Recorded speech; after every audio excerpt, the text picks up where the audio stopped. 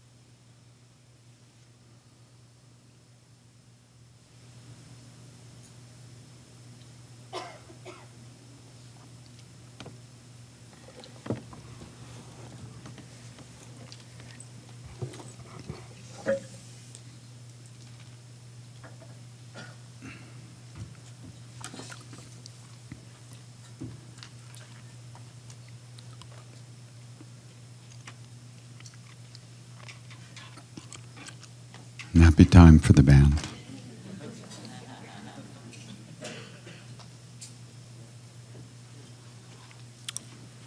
So, in our little fantasy world,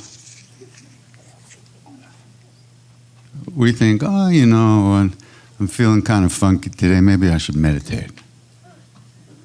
Or maybe I should do some japa, right? That's supposed to be good for me. Well, I don't think it works that way.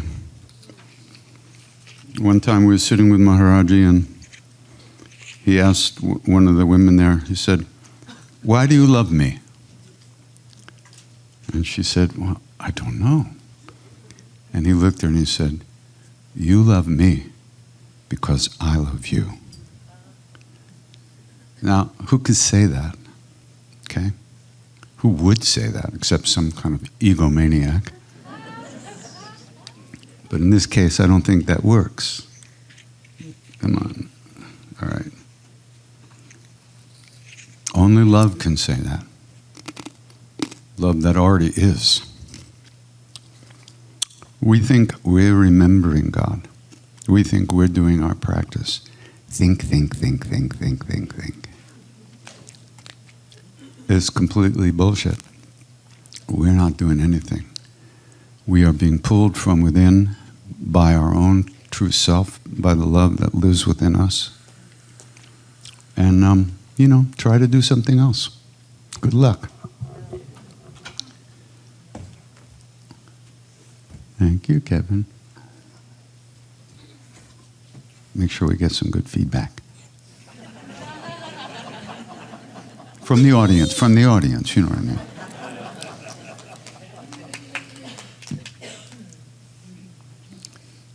So yeah, I mean, the whole thing is we have this whole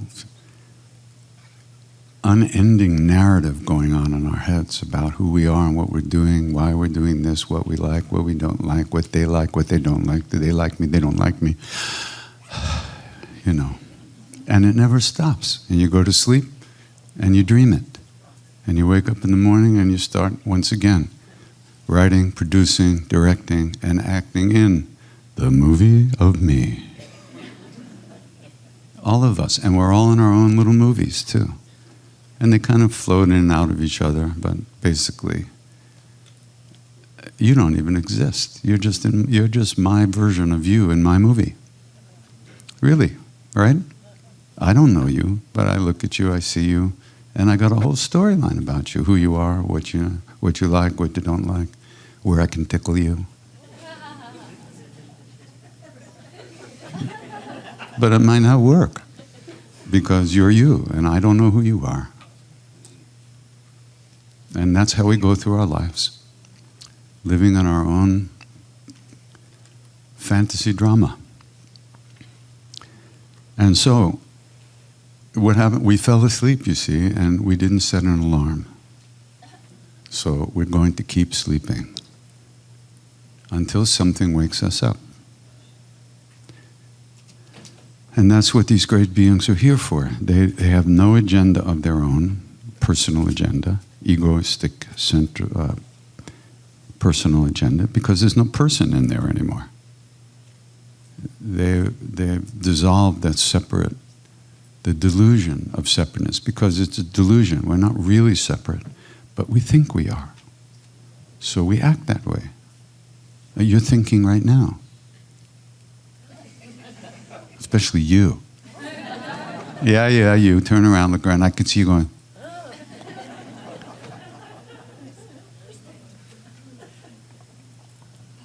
But that's what we all do. And we're so used to it, we don't notice it. We get in the car and we think. We watch a movie and we think. We do other things and we think all the time. Think. The thoughts are flowing. It's actually, we are not thinking those thoughts, right? When did you sit down and say, okay, I'm going to think now?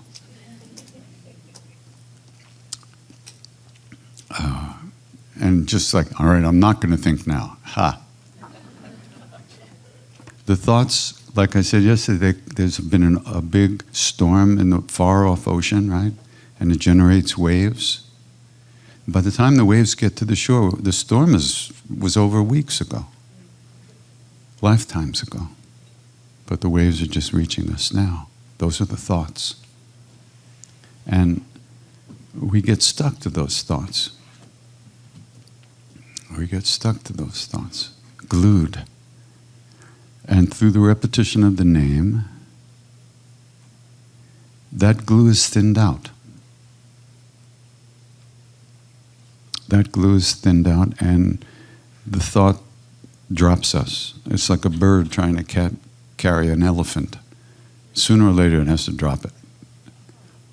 And so that's what happens. The thought drops us and we come back. And I suppose the thought has a certain amount of energy that we give it, really, in a sense, with our attachment, with our identification to it, with our unconscious grasping onto it.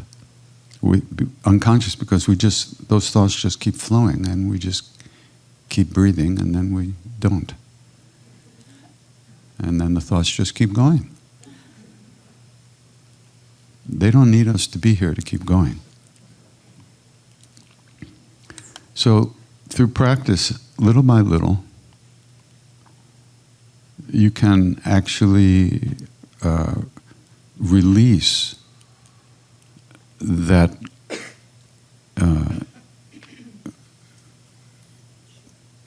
meeting with the thought, that getting glued to the thought, that can be released. And then you just watch the thoughts float through, just like birds in the sky. And you're not thinking them, but they're still going on.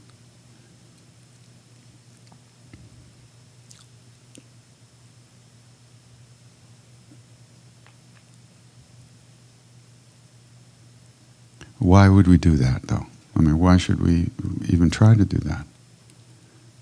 Because we are not happy. And we want to be.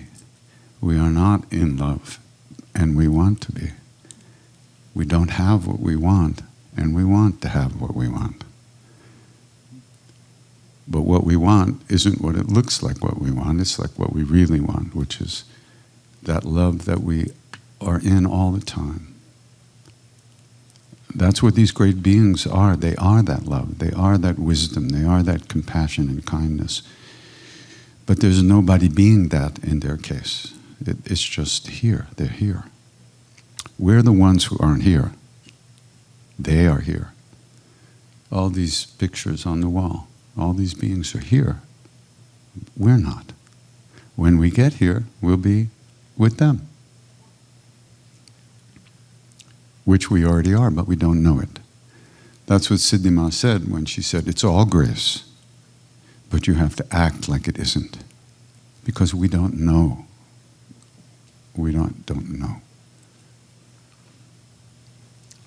So, every repetition of the name is a seed that we plant, that gets planted in our being. And those seeds grow, depending on how we plant them, what kind of soil, what kind of attention we spend, whether it's just it's like throwing the seeds out like this and hoping something lands on the ground. But when we pay some attention, when we recognize that we're kind of tuning into some space that already exists, that helps us, that makes the seed planted more deeply. And Ramakrishna, the great saint, where is he? He's up there somewhere. There he is. 1, 2, 3, 4, 5 from the end. He once talked about how the practice of the repetition of the name works. He said that every repetition of the name is a seed. And just like, a huge oak tree can be in a tiny little seed. The possibility is there. It's there. It's just not yet grown. So in every repetition of the name, so is what is named is already there. But we don't see it. We don't experience it. So he said, so The repetition of the name is a seed, and every seed has Shakti, has power, has possibility. And so the seeds get caught by the wind, and they get blown around.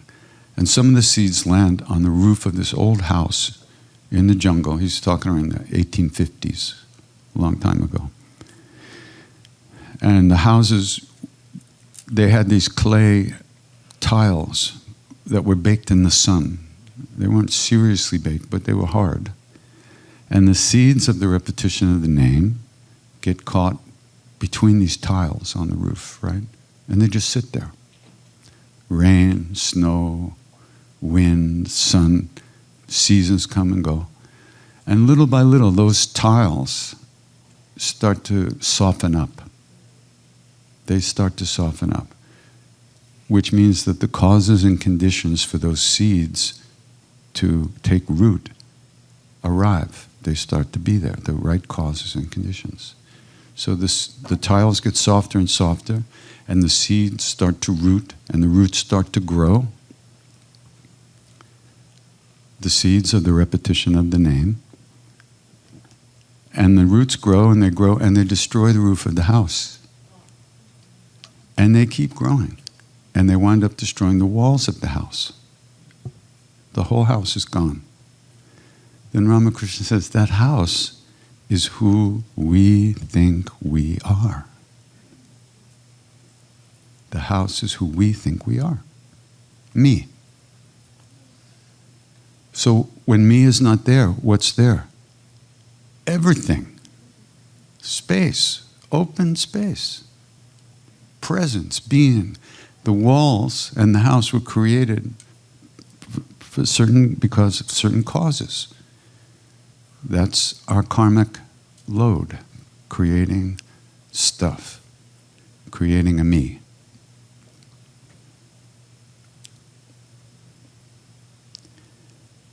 So when through the repetition of the name, that house is destroyed, the space that was inside the house and the space that was outside the house are no longer, they're just one space now.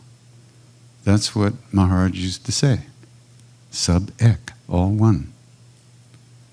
All one, except each one of us is imprisoned in the little bubble of me in this room. But what's in the bubble is the same in each bubble. What's looking out of your bubble is the same thing looking out of my bubble. But we don't know that. So in order to know that, we got to get our shit together. You don't do it, nothing happens. It's okay.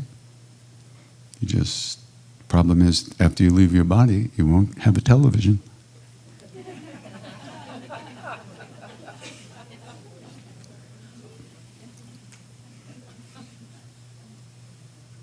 So, you might have cable, but no TV.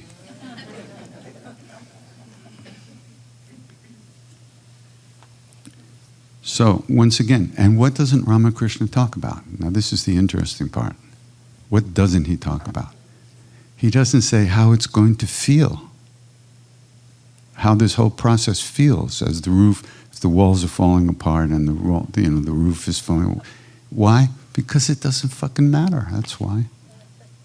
That's just more me. How am I now? How am I now? How does this feel? How does that feel? Just do the practice and live your life, and maybe something will happen. Don't be writing down, today was a really good meditation. In fact, I'm still meditating as I write this. That's how good it is.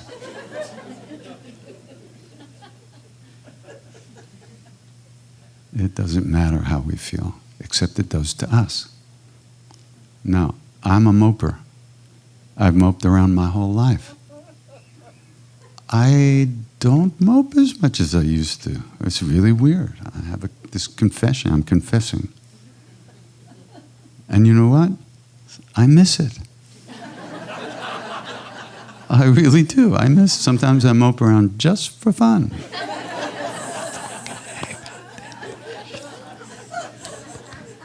It's so much fun.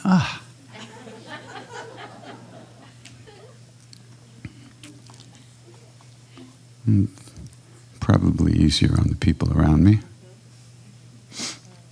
So really, this whole obsession of how am I now, just get over it. It really doesn't matter. Do your practice, live your life, watch TV, eat too much sugar, and just keep going. Okay, questions?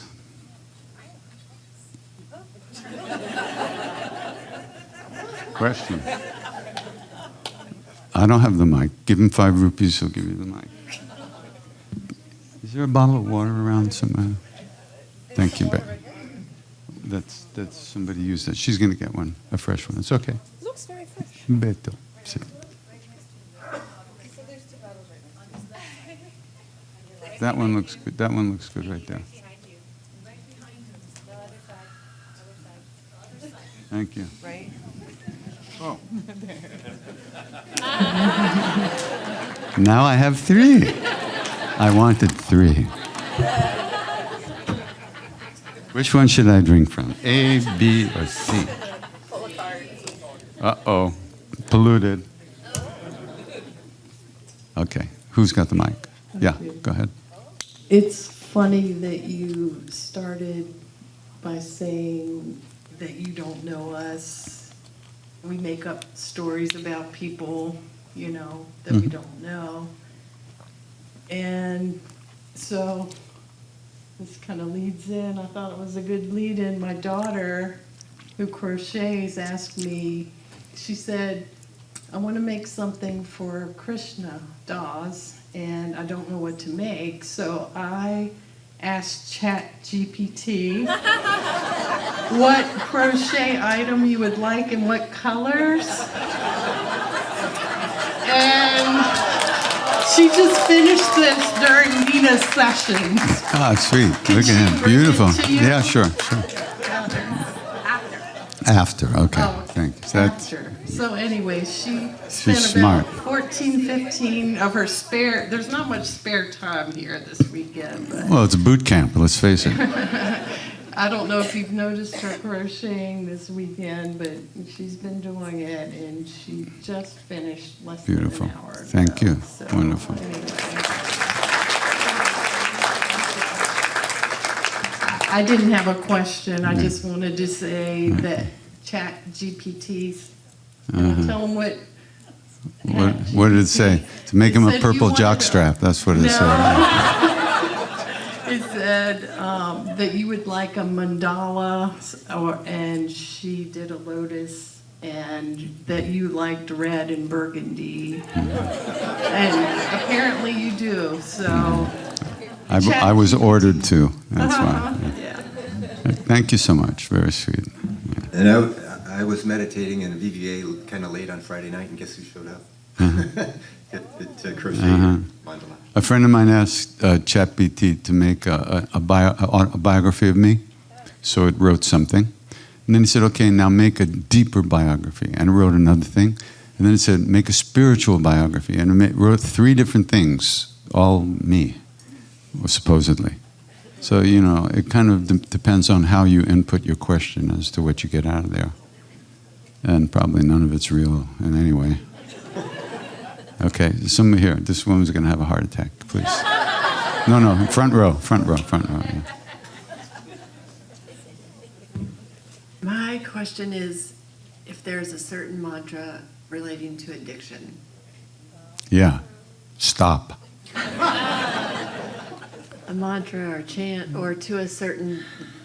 So I think you already answered my question when you said the answers are in repetition of the name, but is there a certain name for addiction?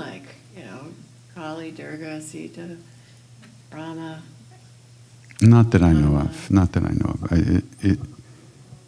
Not that I know of. I don't think any of the names. It depends on how you do it, what your motivation is, what you can bring to the practice.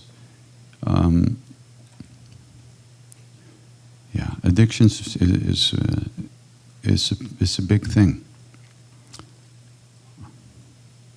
On one hand, you can understand people just don't want to be here. This place hurts. We don't want pain. So we try to find another workaround But some of those workarounds, you step in a hole, you can't get out.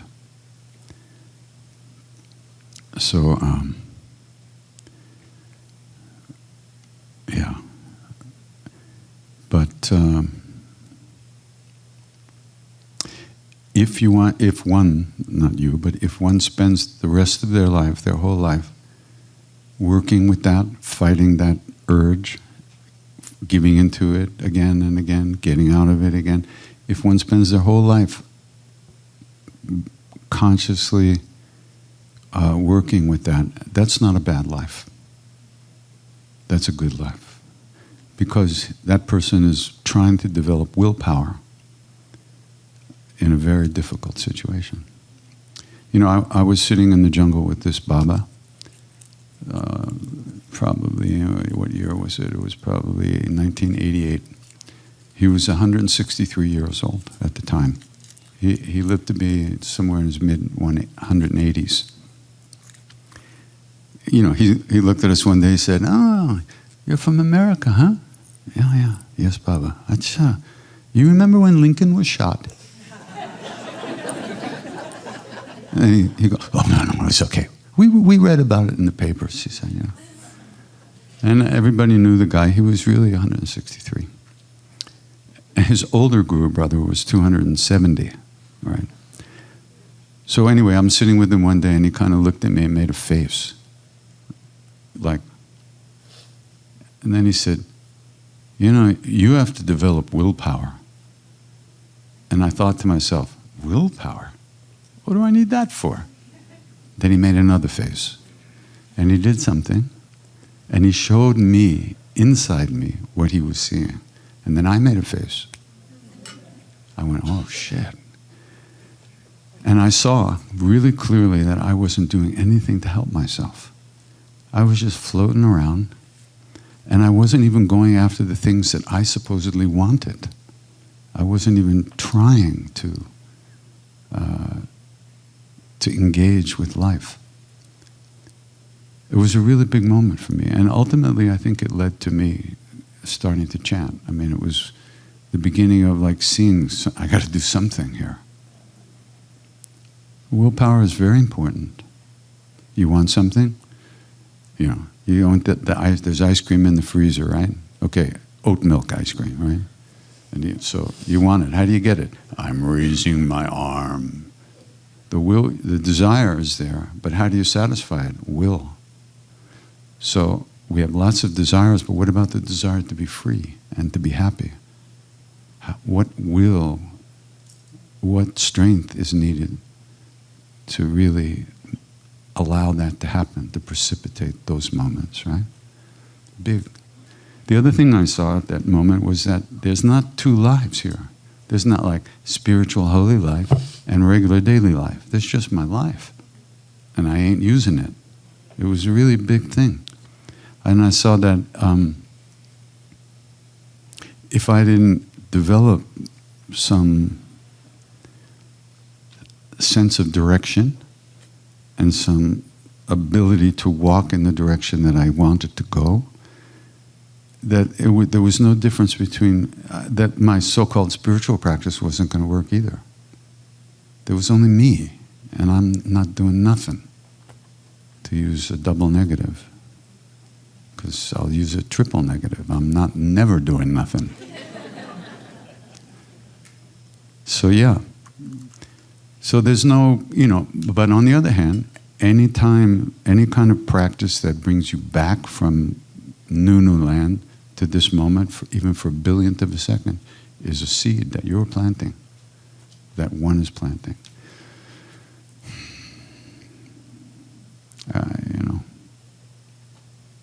I had a friend who died, who OD'd, and I thought, well, we could have done an intervention. We could have taken her to a place and kept her there until she chilled out, But she was going to go right back to it. So it's difficult, but I don't think it's. I mean, the motivation is really the same as in spiritual practice.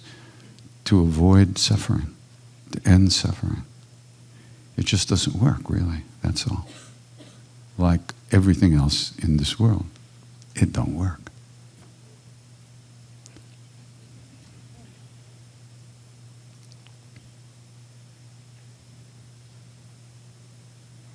And some people, spend their whole lives going back under, coming up, going under, coming up.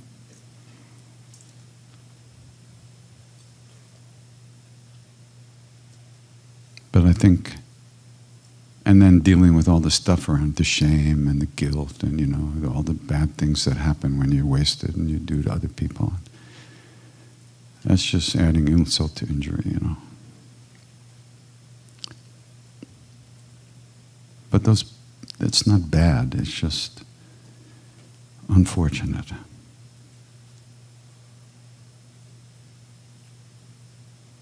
But we are all stuck in a very narrow viewpoint about things. We have our own a perspective on life, on ourselves, which is very small. One life, for instance, very small. But it's also all we got right now, so.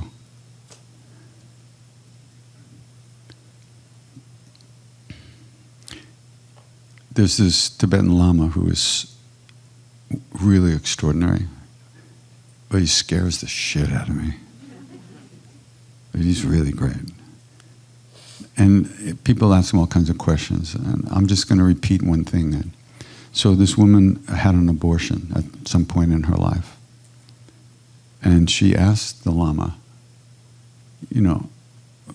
what's the deal with that? Is it bad? Because there's all kinds of things, what people say. And he just said, oh yeah, it's murder. It's murder, plain and simple. And he let that sit for a minute. Then he says, but look, all of us, over millions of lifetimes, have done nothing but murder and kill and rape and steal and destroy. We've spent millions of lifetimes doing that stuff. So now, right now, you've killed this being who had such great difficulty trying to get a human body. And now you've prevented that being from getting a human body. It's really bad. And he let that sit for a while. Then he says, but because now you're a practitioner, in this case a Buddhist practitioner, you can do something to help that being. You can do practices to help that being. You can dedicate practices. You can do mantras to help me. There's many things you can do to help that being wherever he or she is at this point. So actually, it's not so bad. It's not like the millions of other times we've killed and stolen and burnt and destroyed and murdered. So now, even though this has happened, you're here and you can do something to make it better. So, you see, we don't have that perspective. We just step on people and walk away. We don't think, oh, I stepped on somebody, now I can do something to help that person. We just walk away. So, once again, that's because we're locked in this very small perspective. Non-ultimate good and evil. We have this good and bad, and we're always on one side or the other. And neither one is actually true. It's just our perspective. From a different perspective, things look different. But you can't think yourself into that, because the thoughts themselves are programmed responses already. And you can't change them from the same level that they're on. The way you change the thoughts is by releasing them and coming back again. Releasing them, coming back again. Releasing, coming. So whatever we've done, we can recognize what we've done, and we can offer prayers, offer thoughts, and and actions to kind of rewire the situation. You don't hear a lot about that. Give up guilt. No, why? Be guilty. We are guilty. We're very guilty. How many people have we hurt? Every one of us. How many times have we been hurt? How many hearts have we broken? We're all guilty. So let's just enjoy it. And work with it. And not avoid it. Not push it away. Have to deal with with reality, otherwise it deals with you. And the best way to deal with reality is to calm the mind and open the heart, which is what spiritual practice is about. It's not about getting blissful. I hate that shit. Somebody once, we got an email, we were going to go out to California to do this something or other, and we got the official announcement. We're having an ecstatic chant weekend. And I went, well, fuck them. What if I don't feel ecstatic?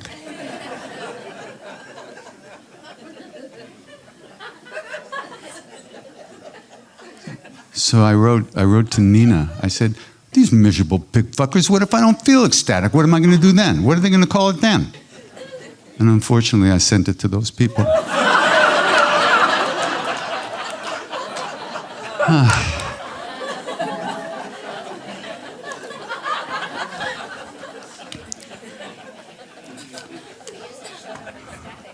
Yeah.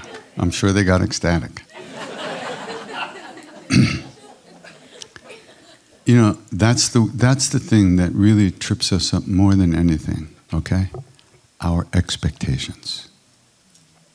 I'm going to meditate for 5 minutes. This is it. I'm going to sit here, And nothing happens. And fuck it, I'm not going to do that again. It's our expectations. But those are false. Nothing's supposed to happen. It already happened. We're here. We're just not recognizing that. We think that we're supposed to be blissful and happy and, cosmically orgasmed all the time. No, that's not the way it is. All those states come and go. You get a little blissful, it doesn't last until you become bliss. That's a whole other thing. So, you see how neurosis takes over our practice. We're doing our practice to get something, to make ourselves into something we think we really should be, but we're not. That's called neurosis. And it doesn't work anyway. Just relax. Don't try so hard.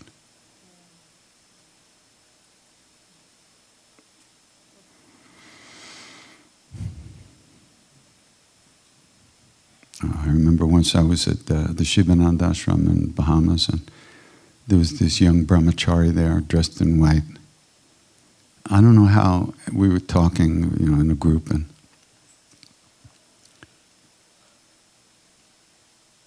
I forget exactly how it came up, something about drinking alcohol. And he said he never had a drink, right? And I was unfortunately in a cranky mood. So I said, yeah, have a drink, see how it feels. How do you know it's not good? Next year he wasn't there.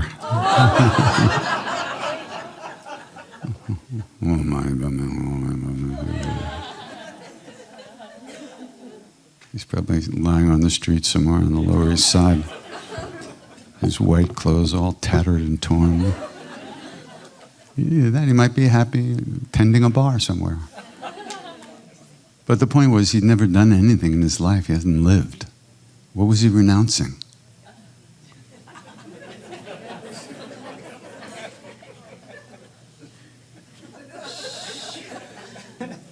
It's tricky. It's tricky because if fear is your motivation for renouncing, quote unquote, whatever that means, then it won't work. Then your fear is your motivation. Fear is going to be the plant that grows.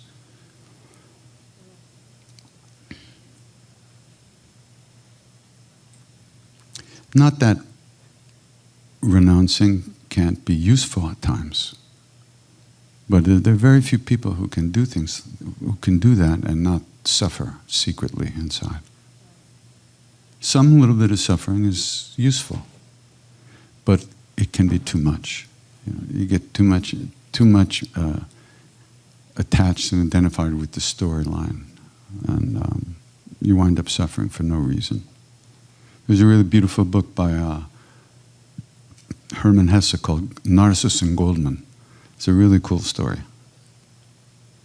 Two friends, one becomes a monk, and one's like a wild man, painter, artist kind of guy. And it's very cool, very nice story. Yeah, anybody? Oh, okay. All right. Two things. One, do you know that they have CDs and your movie Lotus Center gift shop? And they're marked down. So I'm thinking, last time I saw you in Boone, after your group left, some of us were talking, and we talked about different things, oh, the guy with the long hair, oh, the doggy, the tattoos, oh, Krishna Das's uniform. Yeah, so I'm thinking. She's thinking, you hear it? She admitted it. I'm thinking out loud. Oh, so I'm yeah. thinking today. No, that wasn't today. That was a different day. But anyway, what one of the girls said, yeah, he's been wearing that same shirt for the last 20 years. Mm-hmm. And I said, no, I think he's been wearing it for 40. But those CDs that are marked down in the gift store, mm-hmm. if they could put it back up again, maybe. Well, I don't know what you're talking about. now you can see why I had 2 husbands drop dead. Yeah. Yeah. Oof. Okay. What are you trying to tell me? The girls thought that you were wearing your shirt for 20 years. Okay. I said 40. No. CDs I have marked down. 20 shirts that I wear for 1 year. Go ahead. Excellent. Yeah, Okay, so then moot point. Moot point. Moot point. And what were you saying about the CDs and all that? Oh, they're marked down in the gift store. Oh, so you're telling people they should spend their money on that? If they spend more money, maybe you could have more shirts, but you're telling me now you have 20. I got a closet full. Don't do me any favors, okay? Don't send me any shirts. Don't buy me any shirts. I don't need nothing except peace of mind, which you can't give me. Thank you. There you go. Somebody you pick. Hi. Hi. Hi. I asked you a question a few years ago, and part of your answer was, You remember it? well, it was 2 years ago. 2 years ago. Okay. A while ago. Okay. You said the lesson in betrayal is trust. Yeah. Yeah. And yes. Somebody told that to me. Yeah. Okay. Well, I had been waiting for the recording of that session to come out, and I don't think it is, because I wanted to rehear you talk about it and sort of protract that statement a little bit more, if you could. Mm-hmm. Thank you. Yeah, somebody said that to me a long time ago. And it kind of stuck inside me just like it stuck inside you. And I realized what the thing says, the lesson of betrayal is trust. And I think that came about in a conversation with somebody about a cult this person had been in. And I asked, my question to you was actually about my being in a cult, but I didn't say that specifically. So it's interesting that was the same context. Yeah, yeah. So the real betrayal is not betrayal from the outside. It's the way we betray our own hearts and the way we give ourselves away in order to get something that we think we want, whether it's in an emotional, romantic way, or if it's in a cult where you give over your sense of right and wrong to the leader of the cult, and then you do what they say. That betrayal is very difficult to overcome. It's very painful.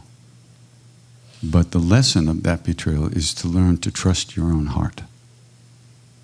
And it's a hard lesson to learn, because nobody tells us that. Nobody,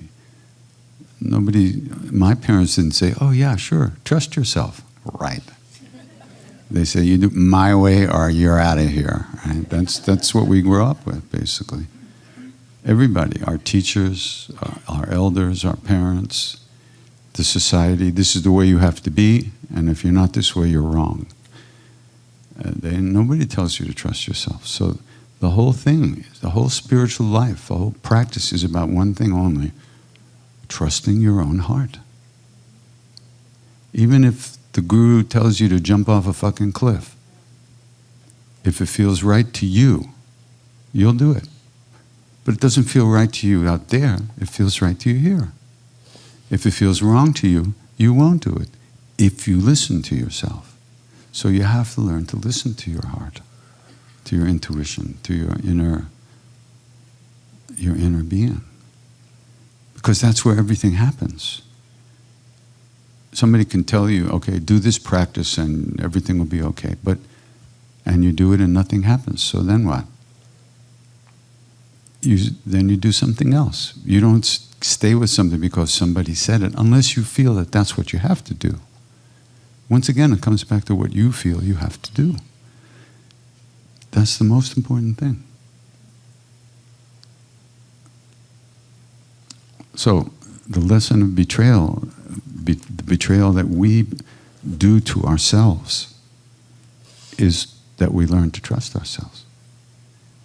I was in a cult, and as a result, we drove by within a half a mile of my mother's house on the way to this beach out on Long Island every weekend.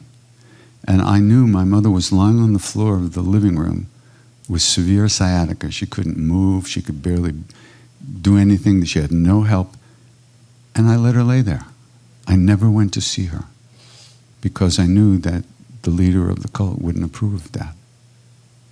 That's me, that's what I did. So that was very painful to recognize later, right? Once a schmuck, always a schmuck. What are you going to do? So I learned, I'm learning still the hard way to trust myself, to trust what I feel. When I started to sing with people, nobody was doing that. There was nobody to ask, how do you do this? So I sang what I liked. That's what I still do. Now people say lots of things, good and bad. And also, no offense, but little old ladies from India write to me, spiritual people don't talk like you do.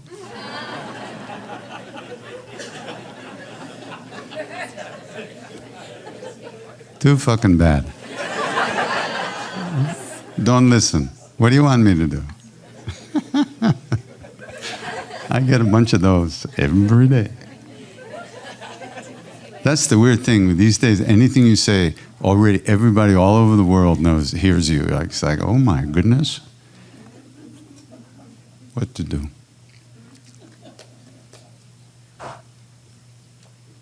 Thank you. Yeah, thanks. Are you okay with that? Okay. There's nothing wrong with being in a cult. We join those situations.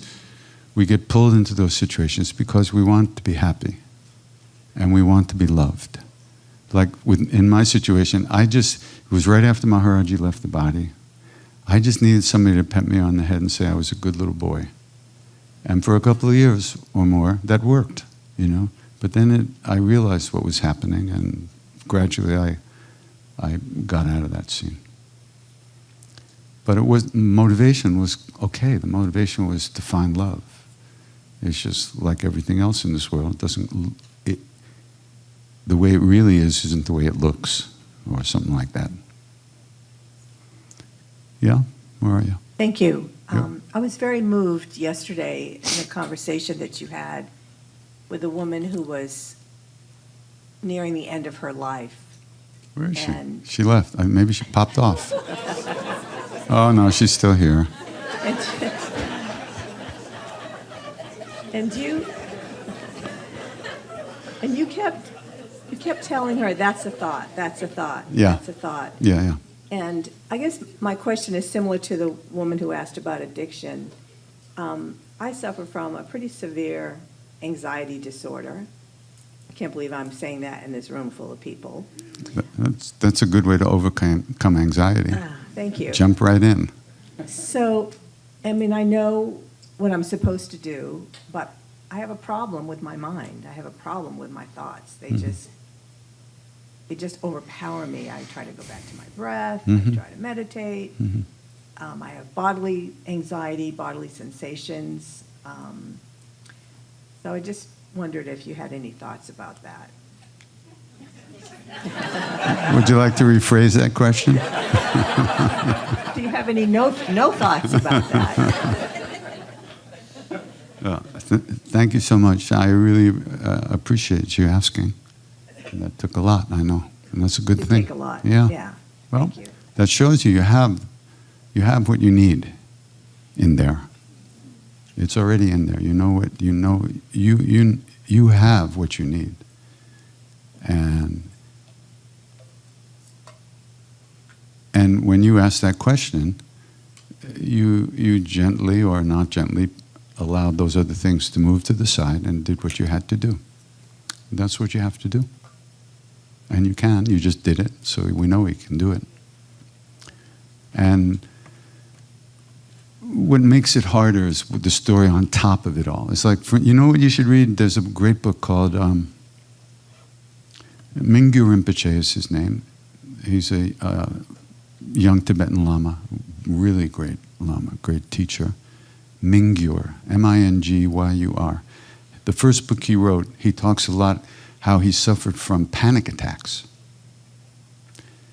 And then, because of the tradition he was in when he was very young, maybe 9 or 10 or maybe even younger, he had to start a 3-year retreat where he's going to be alone, except for meeting with his teacher for 3 years. And all day long he's going to be doing practices. And he's sitting there with these panic attacks. And how he worked with it and how he eventually overcame it. It's a really beautiful story. One of the things he mentioned, though, is that he was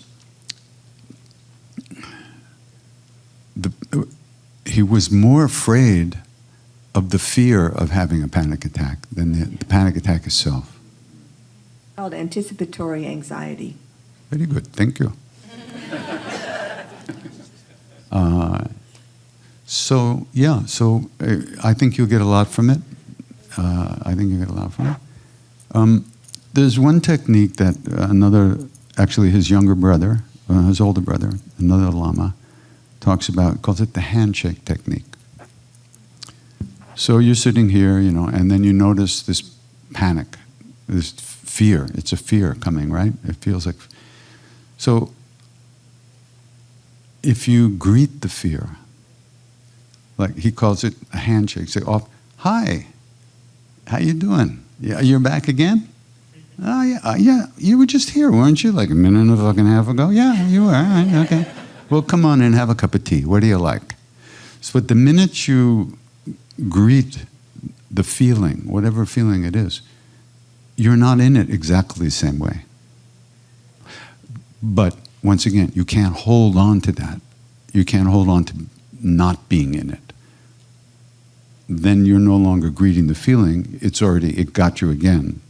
So but it's just a way of separating yourself even momentarily from that initial rising of the fear. But yeah, it's a great book. And it's a true story. He's a beautiful Lama. I mean, wow. He's really fantastic. The difference between Buddhism and Hinduism. So you got this old jalopy, right? Down the road, and it breaks down.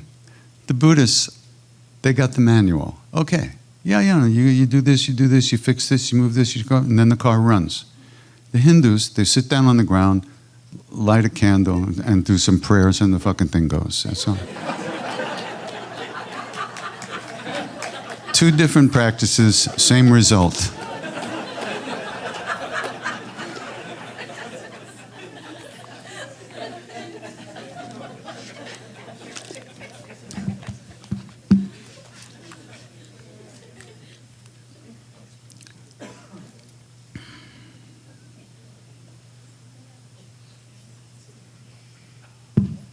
Krishnadas, I have a question. You've had a positive impact, or I would almost want to say a profound impact on such a vast population, right? Sadly, I would even want to say that you've uplifted so many of us. How does that make you feel? Makes me feel like you don't know what the fuck you're talking about.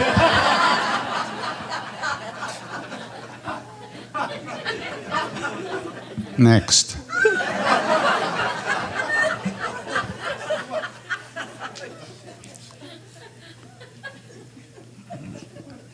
और कुछ बताओ. Do you have a story or an incident when Babaji spoke of a time when he will no longer be in his body? He was never in his body. We just thought he was. We don't know if he didn't die. He's been seen other places in the same body. I'll tell you a story that I was there for. It's not secondhand. So one winter we were at this Dada Mukherjee's house. Dada was one of the great devotees of Maharaji. He was a communist economics professor. So he was at home with his wife, and his friends were there. They were having tea, and his wife and aunt putting their shoes on to go out. So Dada said, where are you going? And his wife said, well, we've been waiting. There's this Baba who comes to this house across the street, and we've been waiting to hear if he's going to be, and it turns out he's there now, so we're going to see him. So Dada said, fine, go. He was completely uninterested in this stuff, totally. I mean, he's a communist economics professor, so yeah, no, forget it. So they leave, and they come right back. And Dada says, what happened? Was he not there? Oh, no, he was there. But when I walked in the house, the first thing, he looked at us, he said, go. So I thought, well, he can't be talking to me. So I sat down, and then he sees me sitting, he called me by my name, Kamala. Go. Your husband's friends are waiting for their tea. Go. Come tomorrow. So I was shocked. And how did he know my name? So she came. So this piqued Dada's interest. So the next day, he goes across the street with his wife, and he walks into the house, and the Baba stands up, takes his hand, and starts pulling him across the street to his house, to Dada's house. And as they're going, he says, from now on, I'll be staying with you. Okay. You pulled up to the Stop and Shop to buy some groceries, right? And you come out with your groceries, and some homeless guy gets into your car and says, from now on, I'll be staying with you. I don't think so. But this is India, and this was Dada, and this was Maharaji. So from that day on, he starts coming to Dada's house and on and off. So one winter we were there, and there was a big room, and we were singing, we were chanting. Maharaji sitting there on the tucket, and we were singing Sri Ram Jayadam, I guess. And these two young Indian men came in, and they sat down right by the door in the back. So Maharaji sees them, and he says, go back and bring the old lady. Go on, go. So the two of them left. Sometime later, they come back with a very old lady, and they sit down in the back of the room. And Maharaji gets up, and he goes out, and he sits in his room, and he calls them in. And the old lady is just like, she's going, Baba, how could you be here, Baba? How could you be here? And Maharaji saying, Ma, shut up. Shh, shut up. He's going, Baba, I don't understand. How could you be here? How can you be here? How can you? Ma, shut up. How can you be? Oh, Ma, I died and I was reborn in the hills. Now, would you shut up? And then he gave prasad and they left.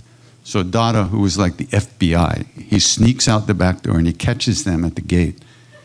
And he says, what's the story? And this woman who was in her 80s, she said, she was the aunt of one of the boys. And the boys had stopped there on their way to see Maharaji because they knew that their aunt loved sadhus. And they said, we're going to see Neem Karoli Baba. Would you like to come? And she said, Neem Karoli Baba? He was my grandfather's guru. I used to sit on his lap when I was a kid. This is some imposter. So so when they came back to get her, she went, and and so that's the story. And she said, he looks exactly the same as he looked when I was a kid, except I don't remember the blanket. So, what? Explain that to me, and then I'll tell you a story. How? Okay, let's say he was. So if she was 8 and now she's 80, that's roughly 70 years before, and he looked like he was about 70 at the time. So how does that compute? It's not compute. It doesn't make sense. Add that to the fact that he was seen after he supposedly left the body, in the body, and other places. And then, there's another story. Siddhama used to tell us that Maharaj used to talk about other Babas. Oh, there's a Baba lives there in this fort. He's called Fort Baba, and he's very good. He feeds people. And there's this other Baba over there. So when Maharaji disappeared, the Mas decided to go around and meet these Babas that Maharaj used to talk about. And they get to the place, and they find out the Baba just left his body. And then they describe the Baba, and they describe Maharaji to a T. Come on, there's just no way. You can't explain it. You can't understand it. You can just enjoy it. It's a Leela.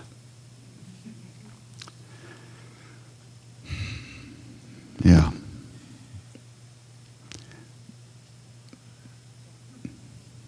What more can we say? Hi. Where are you? I'm here. Well, I'm here too, but where are you? I'm here, right here. Oh, okay. Thank you. You got to raise your hand, do something. Give me a break. Yeah, okay. Thanks for being here, first of all. My question is, what was the biggest lesson you learned from Maharaji?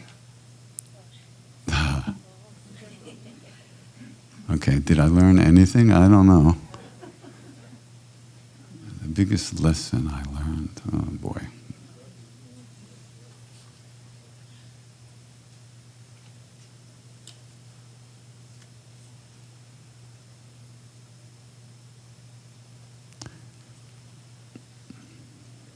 Well,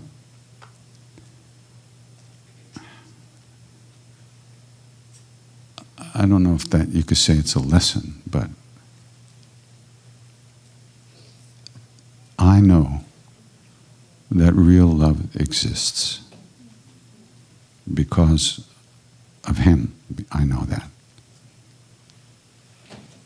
And that's a life-changing kind of thing.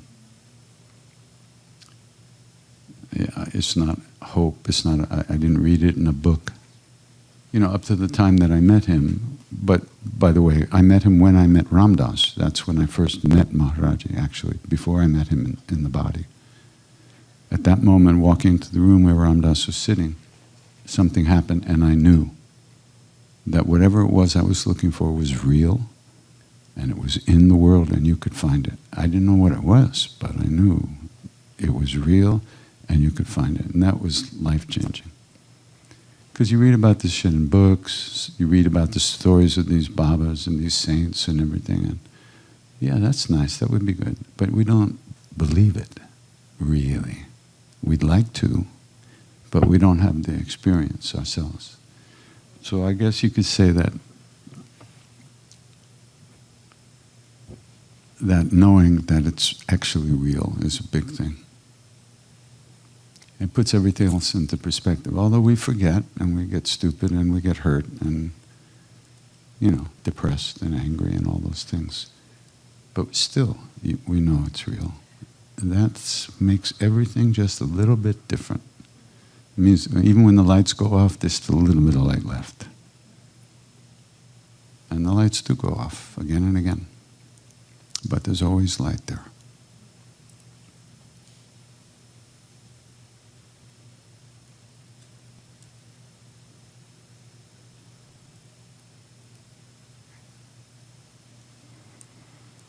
Because that light is actually who we are. It's with us all the time. It's in us all the time.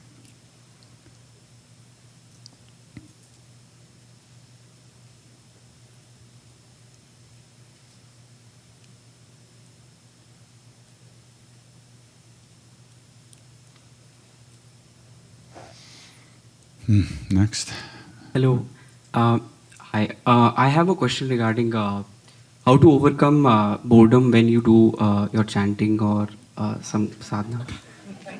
Like initially you feel very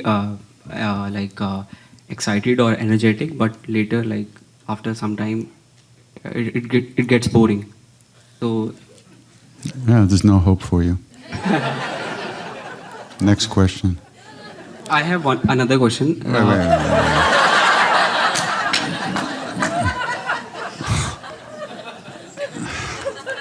Thank you for showing us why you're attached to your experiences. Yeah. It's just another thought, isn't it? Yes, Another yes, feeling. yes. You let it go, you come back. But you think you have to feel a certain way. Rather, you actually just have to be there with whatever is. It's a whole different thing. But this works for the first time. Then mind says that, no, you're tricking me again. Like, as you said, like, I'm thinking. Okay, it works for the first time. I'm noting it down. Mhm. But then the next time mind says, oh, you're again tricking me. You're noting, or it gets in another direction. Basically. Yeah, so that's not another thought? Yes. Then? Yeah. Kya baat? It's another thought. Come back. Yeah. Ram Ram until you're gone again. Then you notice you're gone, then you come back. Ram Ram. Then you're gone again. Then you notice you're gone, then you come back. Ram Ram. Then you're gone again. What's the problem? Yeah. You're a human being. You're totally fucked like everybody else.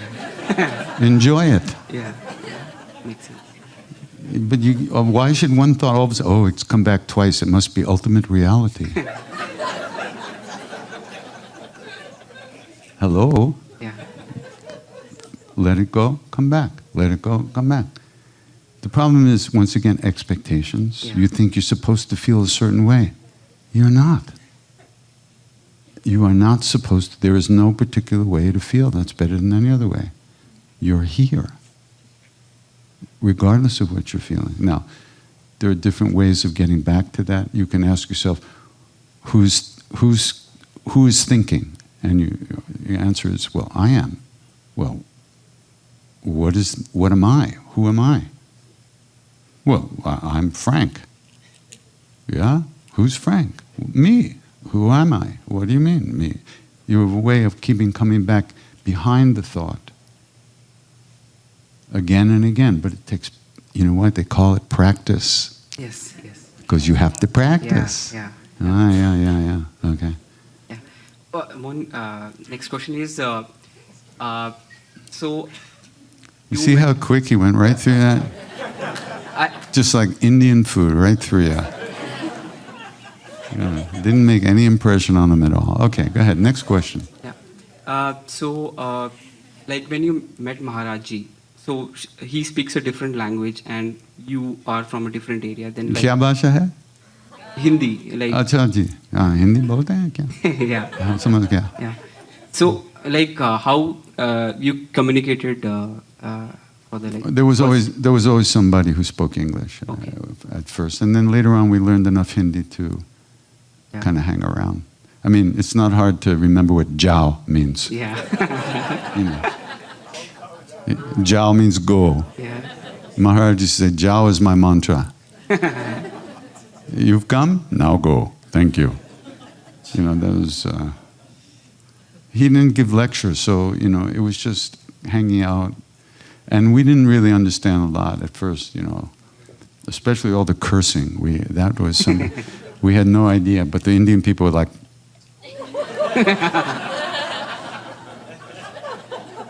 And we go, what's he saying? What's he saying? Oh, nothing, no problem.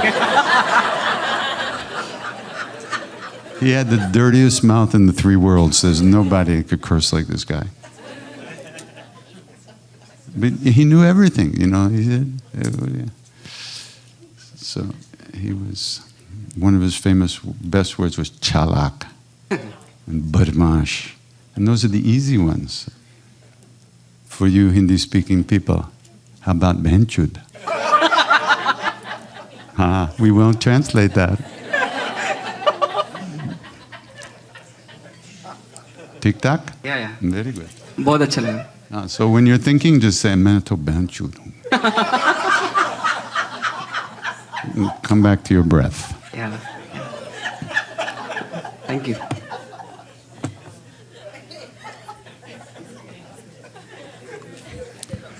I had to unlearn all those words because after I learned them, I started using them in India. I wasn't.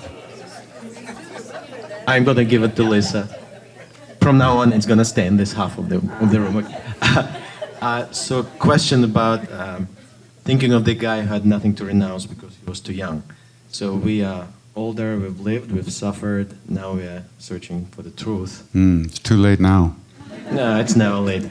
But what would be your advice to how we could help our younger ones to earlier start searching for truth, if it's possible, or just leave the door open? I don't know. But we would like to help them somehow. As far as that goes, you really can't teach anybody anything. But if your children feel loved by you, you will have given them what they need to live a good life. And if you love them and allow them to help them feel good about themselves, you've really helped them a lot.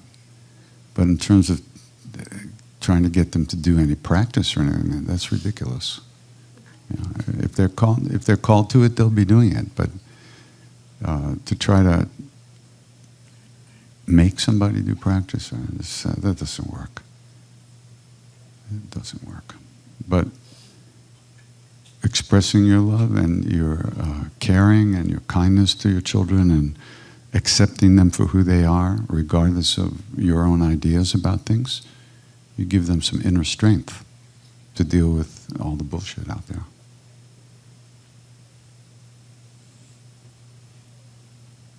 And they know more than you anyway. I remember once I came in the kitchen, through the kitchen, my daughter was sitting at the table, and I saw the dishes hadn't been washed, and I was in really bad mood. She just looked at me like, you're talking to me? And I just realized that I had, I just blurted all over her, but she didn't take it personally. She just looked, excuse me, They know more than us.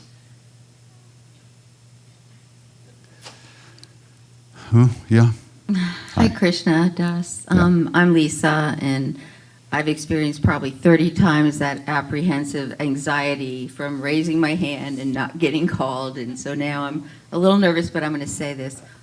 Yesterday, you made a comment about everything is known. Everything we're doing, it's all known, and I do believe that. But, that goes back far for me when, raised Roman Catholic way back and God's watching you, and everything was known. So that was a very scary thing for me. And now I'm faced with situations, like I have intuition, and there are certain things that I think I know because I just feel it.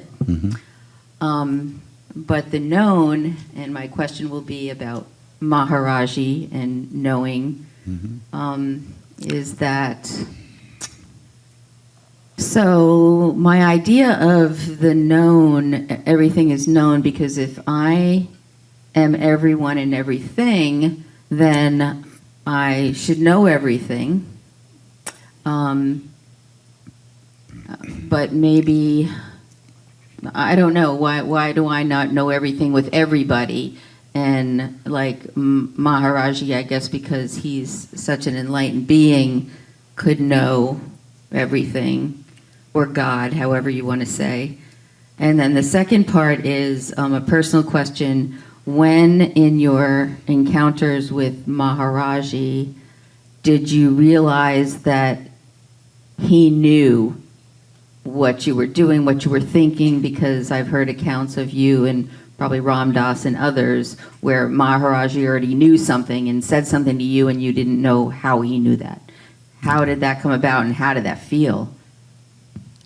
I think you're equating knowing with some kind of judgmental stuff, good and evil. That's not what we're talking about. It's just knowing. There's nothing hidden. Every action is available. It happened, and so there are beings who know that stuff because they don't judge. Omniscience to attain the level of omniscience, you can't have any ego. You've already freed yourself of all judgments of yourself or anybody. You know why somebody did something. You know what they're going to do. And if Maharaji knew the past and the future and the present, but there was no sense of being judged at all, ever. It was only love, only acceptance. The way we are. He didn't make us all wear white clothes. We hated each other, the Westerners. Yeah, you got in between me and his feet, I'm gonna fucking kill you. You know. We didn't.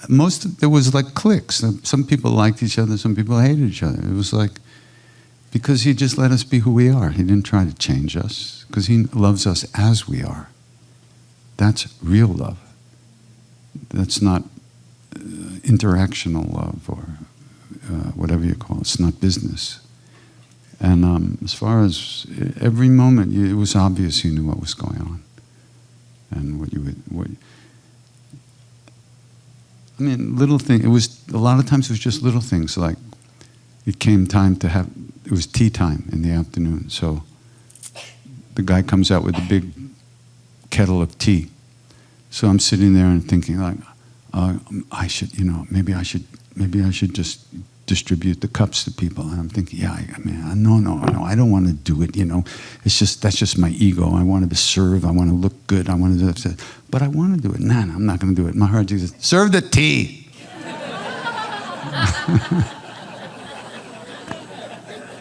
Things like that, but all day, every day, with everybody. So you start to kind of relax into it. And then, but you don't, there's no fear because he's not judging you. There's no one there going like this, except when he went like this, It's a different thing. I don't think that that's where I was coming from, the fear part. Well, you did say Roman Catholic, and that's, Yeah, well, that's way out of there. I like to think I'm over that, but yeah, maybe a little you bit. might like to think that. Maybe, probably, but it's in your DNA. I think it was more concrete things, like him knowing you had a girlfriend in the States before you told him, or I remember hearing things that he knew that you were kind of, wow, how did he know that? So I guess what does that moment feel like? It felt pretty cool, actually. So the story, long story, make it short. I had a girlfriend a few years before I came to India, before I met Ram Dass. We broke up, and 3 years maybe went by. Now I'm in India, I'm in the mountains, and I'm recovering from hepatitis. I almost died. And I get a letter from a mutual friend of ours, and saying that my former girlfriend was now in a mental hospital, and that she was catatonic, but after a couple of hours she opened her eyes and looked at this other friend and asked about me, so that other person wrote to me. So I got that letter and I started thinking, well, maybe I should go back, I could help her, something like that, and start to think like that. And then I got another letter about a week later, and it said that Gail was her name, escaped from the hospital and threw herself in front of a train. And the thing was that I realized when I got the first letter, because it takes 2 weeks in those days for a letter to get there, that she was already dead when I got the first letter.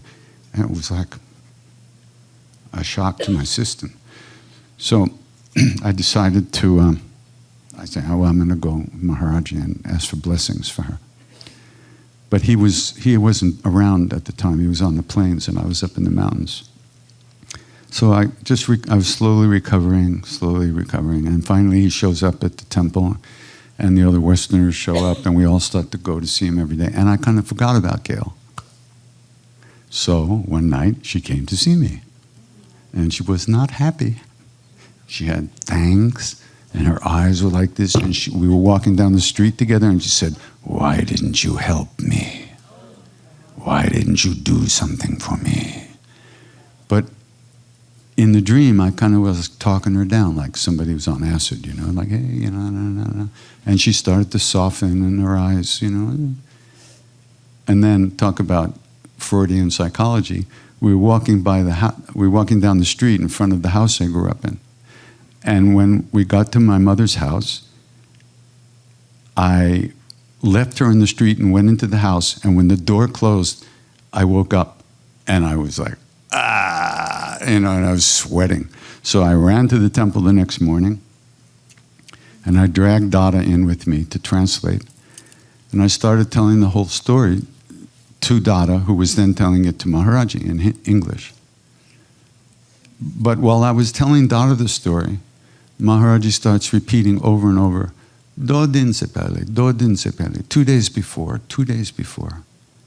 And as soon as as I finished telling Dada the story, before Dada translated it to Maharaji, Maharaji says, 2 days before she died, she thought of you. That's why this has come back to you. Then he hits me on the head and says, "Don't worry, she won't bother you anymore." So I said, "Baba, what about her? Will she have a good birth?" "Yes, she'll have a good birth." That's the only time I ever heard him talk about rebirth.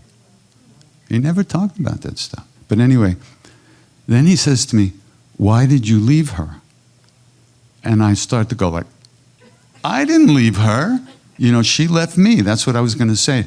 But before I could even say that, my mind cleared. And I saw clearly exactly what had happened. And in fact, yes, I had pulled back first. I had pulled away first. And then she met this other guy and blah, blah, blah in this other town. So he knew exactly what had happened. But he wasn't judging. He's just simply reporting. And it was interesting because really I'd been telling myself the same story, but she left me for this other guy. But I had pulled back. There was, why should I? I had to drive to Rhode Island every weekend. Oh, give me a fucking break. It was a horror show. Who could afford the gas? Even though it was 29 cents a gallon probably at that time. Thank you.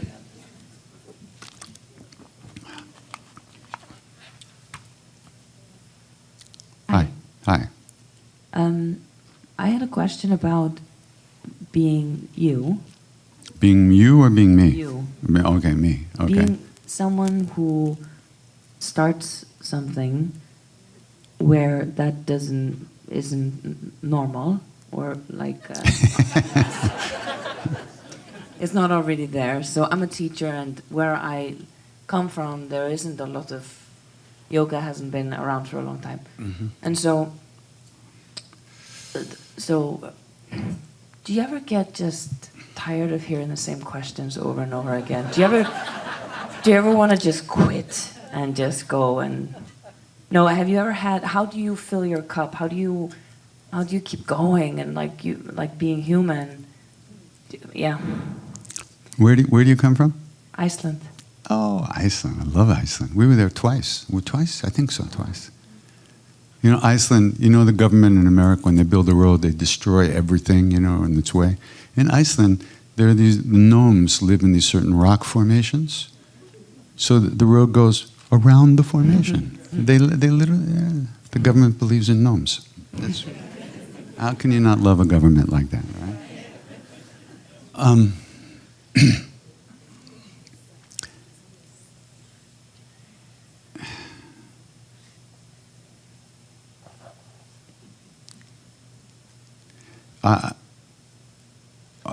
How can why would someone get tired of living and being in love? It's one thing you don't get tired of. You get tired of watching too much TV, But then I come here and I meet you all and we talk about this stuff and we sing and what could be better? It brings me back to Maharaji's presence again, deeper and deeper and deeper, which is where I want to be, but can't be all the time because I'm stupid. Because I'm me. So, for me, it's a blessing, really.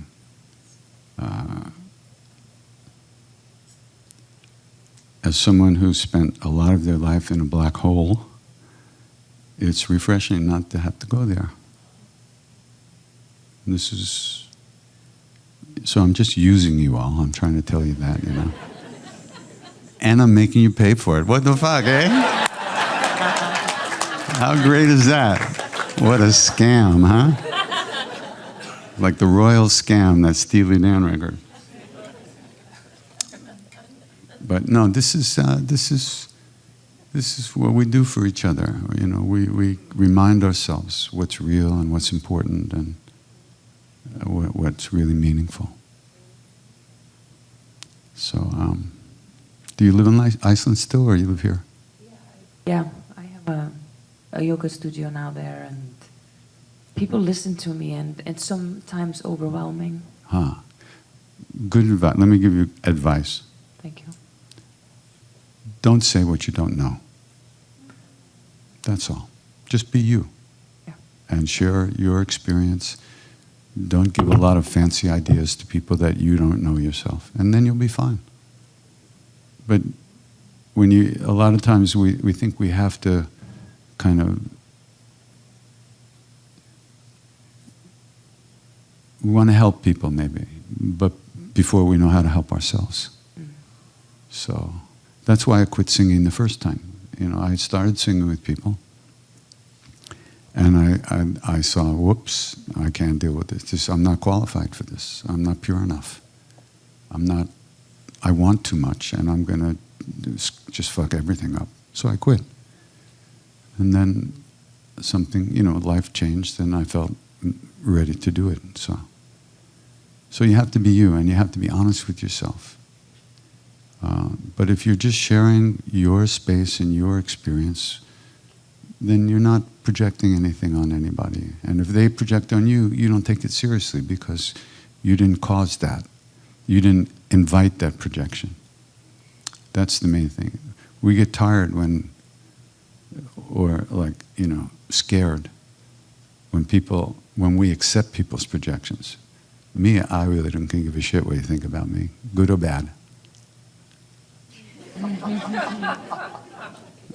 So I'm going to say whatever I feel like I have to say. I'm not going to try to suck you into liking me by not saying what I have to say. So just be you, and you can't go wrong, because you're okay, as you are. And so are they. But they know it maybe a little less than you, maybe not. Just share. That's all. Just share, openly and honestly. Thank you. Iceland. Boy, we had a great time there. It was so wonderful. And you know what? You'll never believe this. They have Cheerios in Iceland. Hey, can't go wrong. Hi there. Hello. Thank you so much for... Little Mike, thank you. Hello. Yes, that's where we go. I had a question about some of the conversations that we were having yesterday about how relationships are transactional and you can't really change anyone and don't expect anything of anyone and let people be who they are and just kind of coexist. But, like, I get that when you say it in the context of a master and a student, right? Because the master needs nothing from you. They're pure love and they're just there as a conduit. Hopefully. Right. But that's not true in a human, like, husband-wife relationship or, you know, because you're both there to fulfill something or gain something out of it. Because if not, why bother, right? So... Oh, wait a minute. Why bother? I love that one. Why bother? Why bother? Maybe that's my question: is if you're getting nothing from it and expecting No, nothing. you might get real love if you let the person be who they are and they let you be who you are. But if you're busy trying to make that person into somebody who makes you feel good, and they're trying to make you into somebody who makes them feel good, there's a lot of stress there. There's a lot of anxiety, there's a lot of manipulation, there's a lot of expectation, there's a lot of hurt because somebody's not doing it the way you want it done and is not treating you the way you feel you should be treated. All that stuff comes up. So if you've bothered, Which I haven't. so it's not too late. No, you have to follow your heart. To bother or not bother, it's all good. But if you're with somebody who has some idea about working on themselves, then maybe you can help each other a little bit. But it's really difficult, it's really difficult. We're bringing too much to the relation. We've been sold the bill of goods, romance, forever, eternal love, soulmates. Ew. Horrible. And so that screws up everything, because unconsciously we're looking for that, and we find some jerk who can't wash his feet, So wonderful. Tell me about it. So. But I want to say something to you. So, you know George Carlin? I love him. Did you ever hear his shtick on religion? He goes like, so wait a minute, tell me this. They want you to believe there's a man up there in the sky who knows everything you do. And if you do one, and he's got these 10 things that if you do even one of them, you're going to burn in hell for ages and disaster and horrible and grief. But he loves you.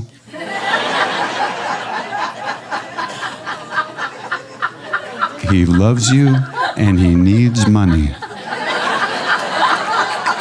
He just can't handle money. Oh my God, he's so fucking great.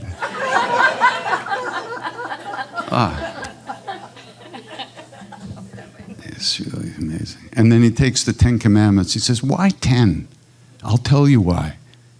It's a good number.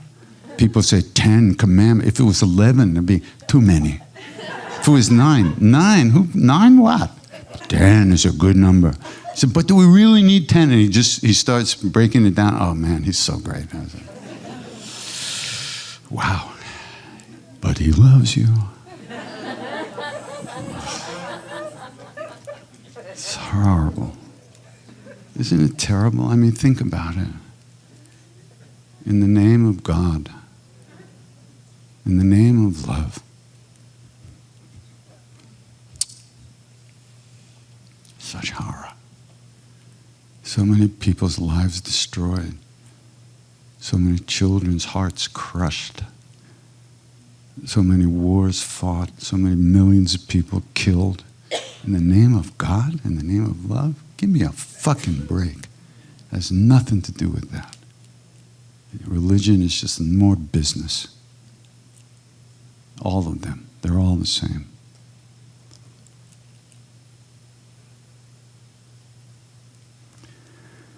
What to do? That's this world. So we do the best we can, right?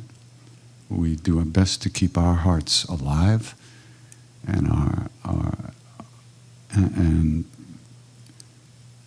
treat other people the way we want to be treated, not the way they tell us. Because they tell a good story and they do the opposite.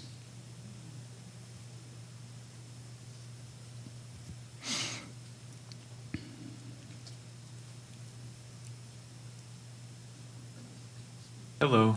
Hello. Hi. Hi. You've told some very strange and incredible stories today. But I was wondering, what would you say is the strangest, weirdest, or most unusual thing you have ever seen or experienced in your entire life? You're right up there.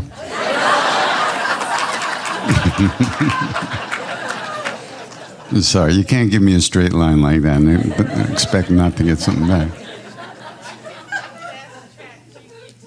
Say what?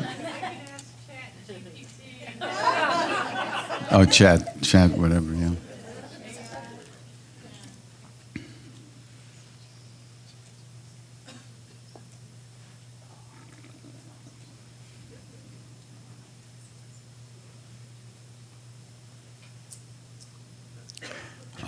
I don't know. I can't. Nothing's coming up that fits that particular little category that you defined. I was trying to make it as broad as possible. I don't know what. Uh-huh. What are you really looking for there? I was just hoping to inspire some particularly strange anecdote or story or tale. I was thinking, so what would you say? Okay, I'll try to re-ask this. You die, and it turns out one particular section of Christianity was correct. You meet St. Peter at the pearly gates, and he says, okay, you know, you did all your work here, everything's good, we'll open the gate as soon as you tell me the one thing.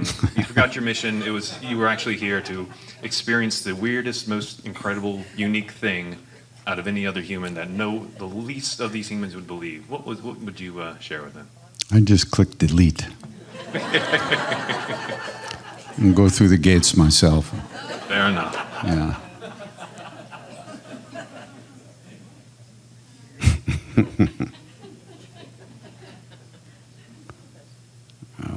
I mean, just being in the presence of somebody like Maharaji, and there were a few others that you feel similar things, and not feeling judged or really being allowed to enter the room where love lives is just, it's just something that's so wonderful.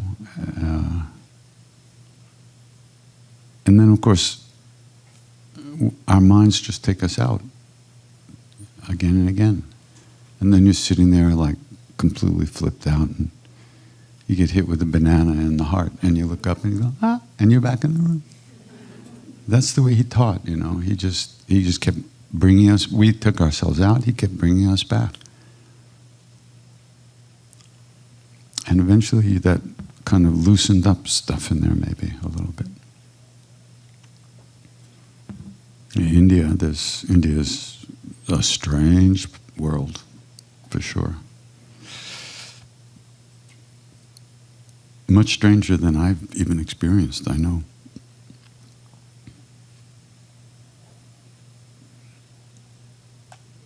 Sitting on a houseboat in the Ganga, watching the bodies float by. Late at night, it's creepy. But it does something to you. It's so hard to realize you're going to be a body like that soon, bloated and floating down the river.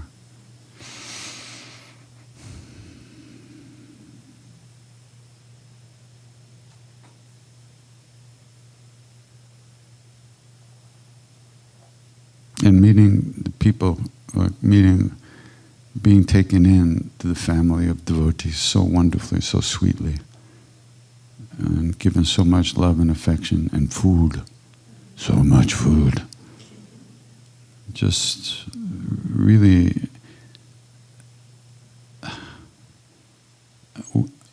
one time I'm sitting in the back of the temple with Siddhima, and about 10 or 12 cousins came because the oldest son, the grandson of Mr. Tiwari, was getting married. So they all came to the temple to see Ma and get blessings and everything. And I'm sitting back there with Ma, and they're all sitting there, and I'm looking at them, and there was so much love among these kids. It was so beautiful. I was just sitting there going like, and Siddhima looked at me and she said, "You see, Krishna Das? You see? You see," what did she say? She said, you see what you're missing having been born in America. This family, this sweetness between this family. He said, boy, yeah.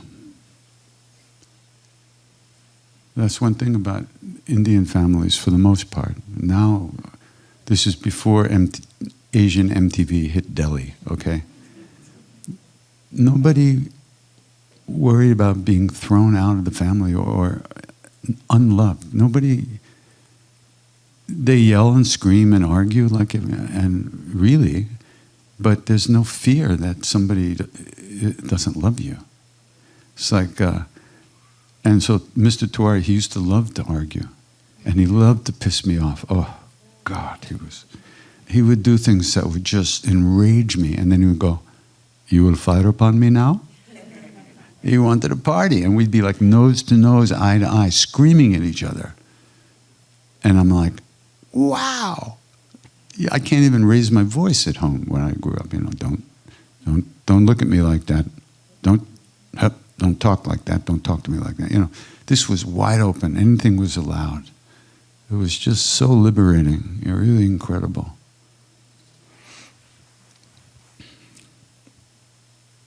It was a blessing. They really took care of me, the Tuaras and the Shahs up in the mountains.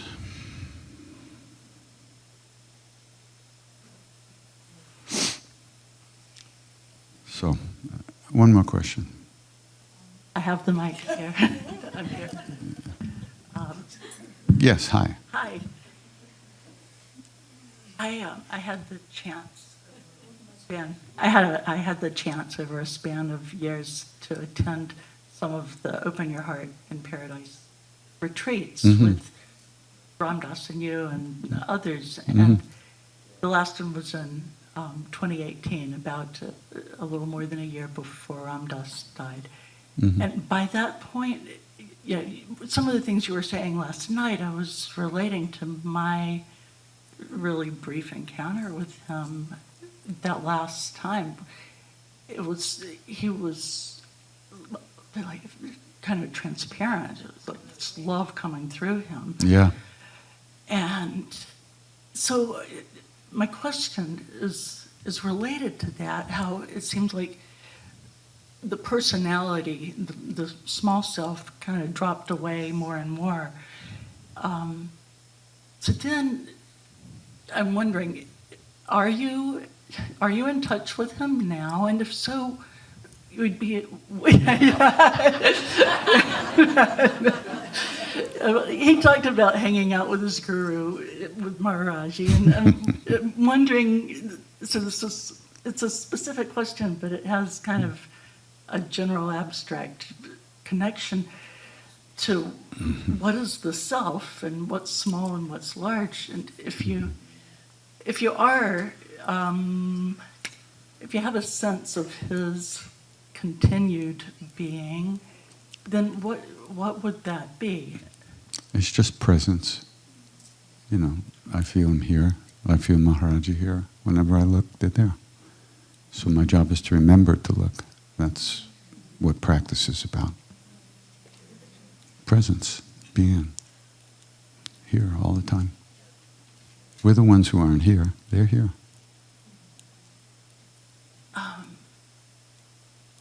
So, sorry not to... Yeah. Presence, but can you identify the individuals who are... The what? The individuals who are of that presence. I guess you could say there's a little bit of a flavor, a subtle flavor of the love, maybe. But you know, love is love is love. Right. I'll take it. I'm a slut. I'll take it any way I can get it. Thanks. Yeah. And on that note,